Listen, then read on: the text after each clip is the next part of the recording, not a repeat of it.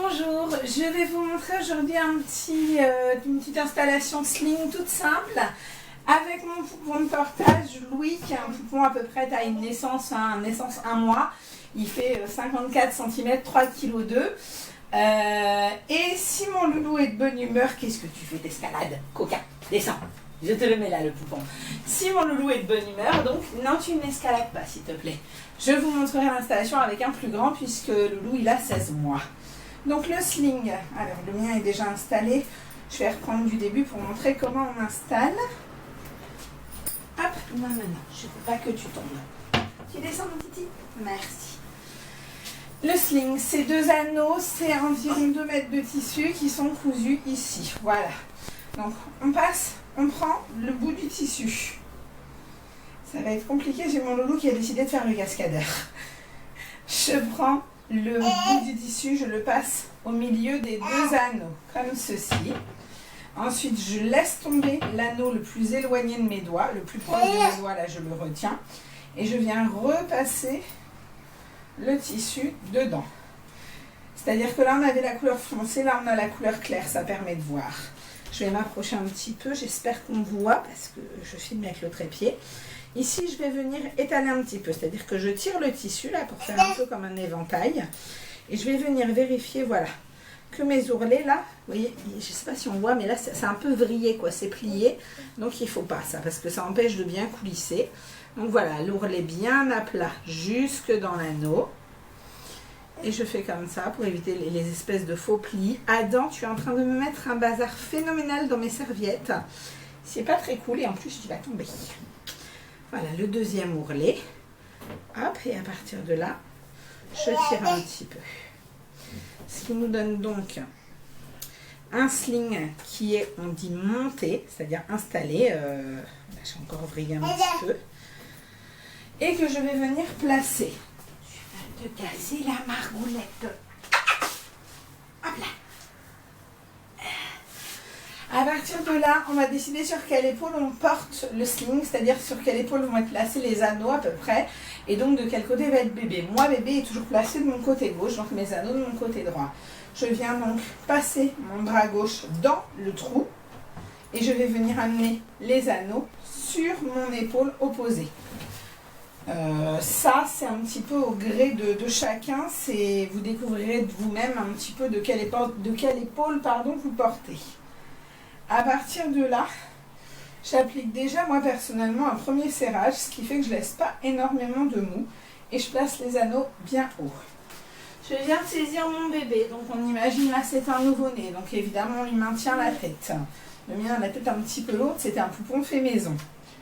Je viens ici par en dessous, passer ma main, je passe un premier pied.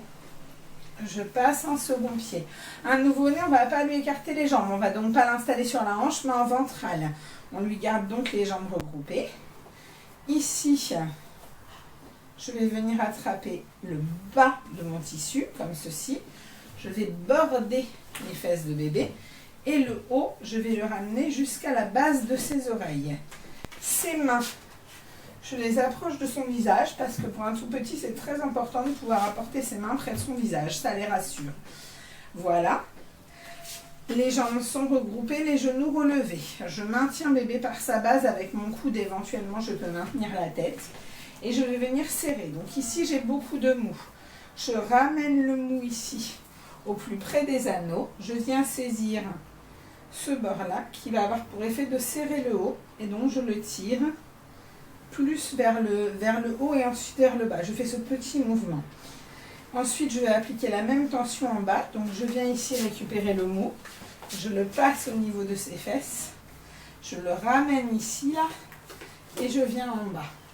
Je n'hésite pas à bien déployer sur mon épaule, comme ceci. Et dans mon dos. Ici, là, il y a encore du mou. Donc, toujours quand il y a du mou, il faut serrer. Donc ici, là, mon mou, je le ramène comme ceci. En bas, je resserre les jambes de bébé. On cherche à obtenir ça. Ce dos rond qui est la position physiologique que bébé a dans le ventre et qu'il est important de lui maintenir tant que déjà il ne se met pas debout sans appui tout seul. Il a cette syphose naturelle, cet arrondi naturel. Donc ici, là, en bas, on serre un petit peu. En haut, on est censé pouvoir passer environ un doigt sur la nuque. On ne recouvre pas la tête de bébé. L'excédent de tissu, il doit être sous les fesses. Donc même là, vous voyez, j'ai pas assez tendu. Bon, avec un poupon, c'est pas évident. Mais voilà, normalement, mon tissu ici est censé être très tendu. Et l'excédent est censé être sous les pieds. Si on a trop de marge ici, on peut faire deux choses. Soit on ramène le tissu en corde comme ceci.